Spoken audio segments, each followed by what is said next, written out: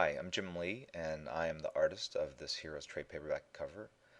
This clip, I am inking the character Claire's face, and I'm not particularly great at doing likenesses. To me, it's a muscle, it's a separate muscle, artistic muscle that needs to be exercised to become strong, to become good.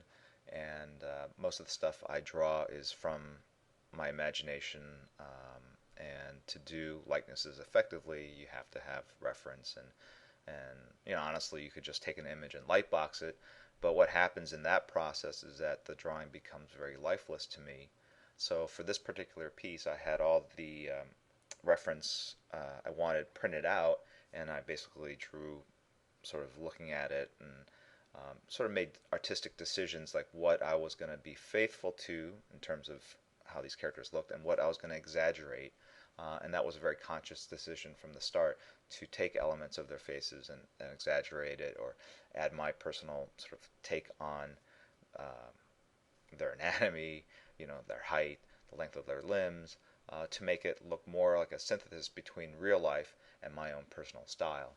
Um, the other thing that happens when you're going from drawing, working from a pencil piece to an ink piece, is you lose a lot of subtlety. A lot of the grays that you get using pencil work drops out when you ink.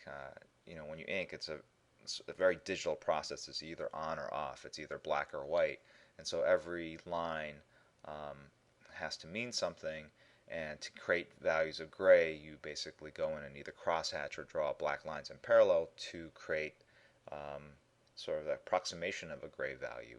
And when I say approximation, it's because at a viewing distance, a bunch of very thin lines in parallel will read to the brain as gray. So you can sort of see as I'm inking Claire's face of how I'm creating gray values on the cheekbones and underneath the eyebrow. And this is the hardest part of this was the hardest part of doing this particular cover, is basically going in and translating the pencils into the inks and trying to retain as much of the subtlety I had in the pencils.